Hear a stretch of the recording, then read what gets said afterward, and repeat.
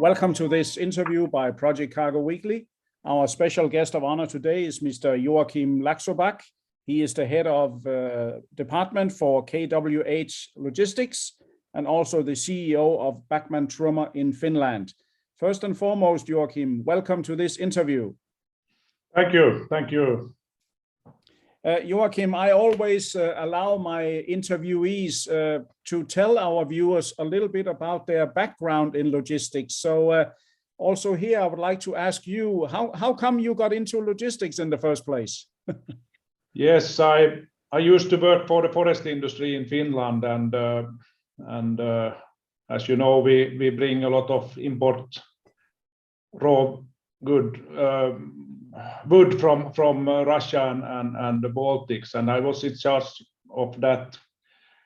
Later on, I moved on to Russia and Baltic countries, and I was in charge of the wood procurement and shipping of pulpwood to Finland, Sweden, and Norway. Okay. So we were based in about 10 ports in the Baltics and Russia.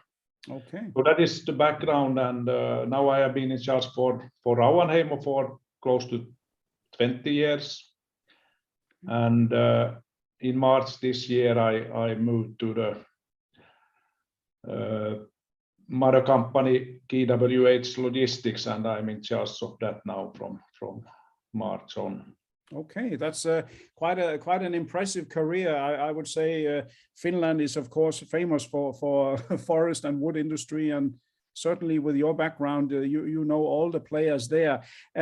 About KWH Logistics, what can you tell our viewers about the company? When did the company start, and where do you have your offices in Finland? And you also have a lot of daughter companies, I believe. Perhaps a brief overview? Yes, next year we will be 140 years. Oh, wow. So we have a very long history in the logistics, mainly in Finland. And KWH is the mother company of 10 daughter companies. And we are based in 16 ports, Finnish ports today. Okay. And inland points about 10, where we are based close to the factories and so on. Yes. Yeah. But in 16 ports we are offering operation in the ports. So yeah. So that means that means you service ship owners who come to the port. You can do inland, you can do storage, you can do warehousing. That's true. Yes. Okay. That's very impressive, because I know that. I mean, I live in Stockholm myself, and the country is very big, like Finland. But of course, the population is small, so the ports are spread out. And I mean, if you are active in 16 ports, then you are basically everywhere. close to at least at every bigger ports in Finland. Right. Totally, we have close to 40 ports in Finland, but there are a lot of small ports also. But right. So that means you would say that KWH Logistics, the mother company, including your branches, you basically do everything in the logistics chain in Finland, right? Yes. We have quite a lot of total logistics services from, for example, a mill in middle Finland. We arrange the transport to the port, and warehousing and stevedoring services, and of course ship agency services. Okay. Yes, I noticed at one time when I visited one of your offices in Rauhanheimo in Kokkola that even a lot of export bulk cargo from Russia is going via Finnish ports for overseas markets that you are handling. That must be interesting for many of our viewers here. What can you tell us about that kind of transit trade? Yes, it's a very important part of our services, and about 40% of our total volume goes to 20 million tons comes from Russia. So Okay. we are in the leading position concerning Russian transport services in Finland. So what kind of cargo is coming out of Russia? Because normally we only hear about oil and gas. Can you tell us more? It's mainly iron ore and also some coal and fertilizers. Okay. Nickel concentrate. Okay. I mean that's very, very interesting, because it's a kind of business that, let's say, us who normally are in project cargo, we don't see, or we don't even think about it, that Russia actually have more than just oil and gas, right? No, they export quite a lot of iron ore and coal, of course. Yes. And how do they transport that to the Finnish ports? It's by rail. Okay. And I suppose your rail system in Finland is the same as in Russia, isn't it? Same as in Russia. So we are using Russian wagons for the transport. Okay. The locomotives is from Finland. Okay, so that means the Russian locomotive will bring it to the border, and then you take it with a Finnish locomotive from there. Yes. Ah, yeah, interesting. How many people are you totally in your group, would you say, at the moment? We are at the moment about 570 employees. Okay. That's a very sizable number. Have you had any, let's say, problems arising out of all this COVID for your business this year? No, we have survived quite well, and only a few cases, but it hasn't disturbed the traffic at all. We are lucky to have a very good growth this year, close to 10%. Okay, yeah, that's it's funny. I have interviewed quite a few people in the last couple of months, and everyone says that in spite of COVID, they almost had the best year ever. Yes, it's the same for us. So some of us, we prefer the COVID to stay here, I guess. Yeah. Joke aside, but certainly when I speak to some of the ship owners, they can't get their arms down because they have earned more money than ever before in life, you know. So. Okay. What can you tell me a little bit about your daughter companies? You said you have 10 of them. I believe you're also quite strong in actual stevedoring. That means if a ship comes in to load some cargo that they control or have booked from somewhere else, you can even offer just the stevedoring part, isn't it? Yes, of course. It's also an important part of the whole. So stevedoring in 16 ports in Finland, and all kind of cargos. We are the leading operator concerning dry bulk cargos. Okay. Also the project containers, ro-ro traffic is growing sectors. Okay. So we are handling quite a lot of project cargos nowadays, also in 4 ports in Finland, and we can arrange that also in other ports, but mainly 4 different ports where we are handling bigger volumes of project cargos. And which 4 ports would that be, Joakim? No, it's Vaasa port, it's Kokkola port, yeah, the Kalajoki port called Rahja port, and then in Kemi port. Oh yeah, interesting. Yes. A lot of things seems to be going on in the north of Scandinavia at the moment, with new factories being built, and especially renewable energy. I mean, it seems that Finland is also investing a lot in wind power, right?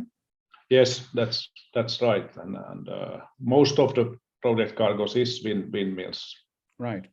I heard through the rumor mill, which of course is constantly running, that Finland is also looking at possibly establishing another nuclear power plant. Is there some truth on this? Yes, that is true, but it will take time. They still doesn't have all the permissions for starting up the project, but we have been involved in that already for several years, and Okay. it's a huge project, so it will take time. Yes, yes, and of course our politicians are not known to be too quick, you know.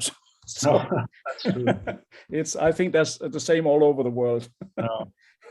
So Another nuclear plant that will be ready next year, and that is only 10 years later than it was planned. So okay. So that's what we call a fast track project. yeah. Okay, Joakim, that's interesting. What do you like about being in shipping and logistics? I mean, you had a long career, you tried a lot of things, and you now are head of quite a sizable company. What is it that, if I may ask you as a person, what do you like about this business?